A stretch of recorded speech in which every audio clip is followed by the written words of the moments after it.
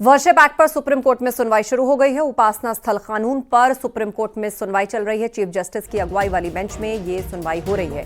हिंदू पक्ष ने worship act खत्म करने की मांग की और इसे लेकर सुप्रीम कोर्ट में सुनवाई चल रही है। चीफ जस्टिस की अगुवाई वाली बेंच में ये सुनवाई हो रही है। प्लेसेस ऑफ वर्शिप एक्ट जिसे हिंदू पक्ष खत्म करने की मांग कर रहा है, जिस पर सुप्रीम कोर्ट में याचिका दायर की गई, इसे लेकर अब सुनवाई चल रही है। चीफ जस्टिस की अगुवाई में जो बेंच बनी है उसके सामने इस मामले की सुनवाई हो रही है। वर्शिप एक्ट पर सुप्रीम कोर्ट में यह अहम सुनवाई चल रही है। उपासना स्थल कानून, प्लेसेस ऑफ वर्शिप एक्ट, जिसके तहत आजादी यानी 1947 के बाद हर धार्मिक स्थल जो जिस अवस्था में है उसको उसी स्वरूप में मान्यता देने और उसका स्वरूप ना चेंज करने के तहत एक सहमति और एक कानून बनाया गया था। उस प्लेसेस ऑफ वर्शिप एक्ट को खत्म करने की मांग हिंदू पक्ष ने की है। तो वर्शिप एक्ट पर सुप्रीम कोर्ट में यह सुनवाई चल रही है।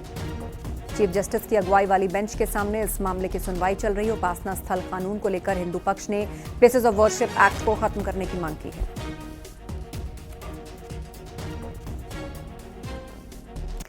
कश्मीर में बर्फबारी का मौसम शुरू हो गया है। श्रीनगर में तापमान -5.4 डिग्री सेल्सियस तक गिर गया। गुलमर्ग में -3 डिग्री सेंटीग्रेड दर्ज किया गया। तो पहाड़ी इलाकों में भारी बर्फबारी लगातार हो रही है। हिमाचल प्रदेश के लाहौल घाटी में तापमान -20 डिग्री तक पहुंच गया। उत्तराखंड के उत्तरकाशी में भी जमकर बर्फबारी हुई। राजस्थान के फतेहपुर शेखावटी में तापमान -1 डिग्री तक पहुंच गया। मौसम विभाग के मुताबिक आने वाले दिनों में ठंड और बढ़ेगी। तो 6 तस्वीरें आपको दिखा रहे हैं किस तरह पहाड़ी इलाकों में जबरदस्त बर्फबारी का दौर जारी है।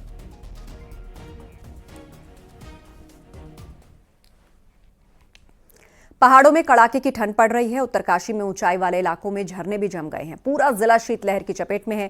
कड़ाके की ठंड से लोगों को भारी दिक्कत हो रही है। वहीं जिला प्रशासन ने कई जगह अलाव की व्यवस्था की है। मौसम विभाग का कहना है कि आने वाले दिनों में ठंड में और इजाफा हो सकता है। सर्दी में कड़ाके की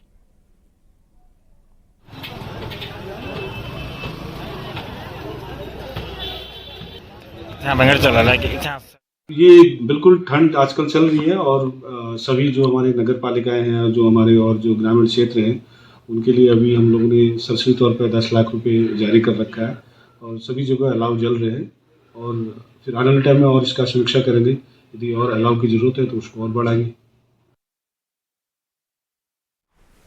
उत्तराखंड के पर्वतीय क्षेत्र में हुई बर्फबारी के बाद कड़ाके की ठंड पड़ रही है। पौड़ी में शीतलहर से लोग परेशान हैं। रात का तापमान 1 डिग्री सेंटीग्रेड तक पहुंच रहा है। सर्दी से राहत पाने के लिए लोगों को अलाव का सहारा लेना पड़ रहा है।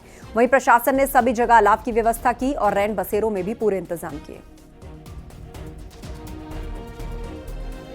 में जो बर्फबारी हुआ उसका असर जो है कि पौड़ी जिले में भी दिखाई दे रहा है। जैसे शाम होती है हम लोगों को जो है कि अलाव का सहारा भी रहना पड़ रहा है।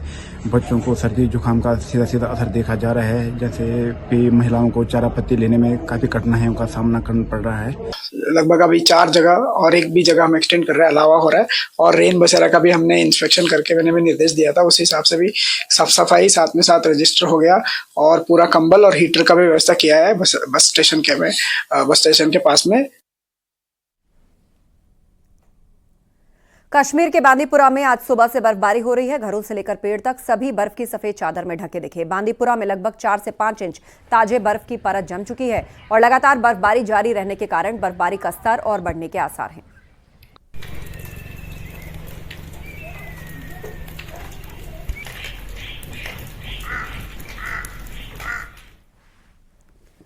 गुलमर्ग की भी तस्वीरें आपको दिखाते हैं। यहां बर्फबारी का दौर शुरू हो गया है, जिसका पर्यटक खूब आनंद ले रहे हैं।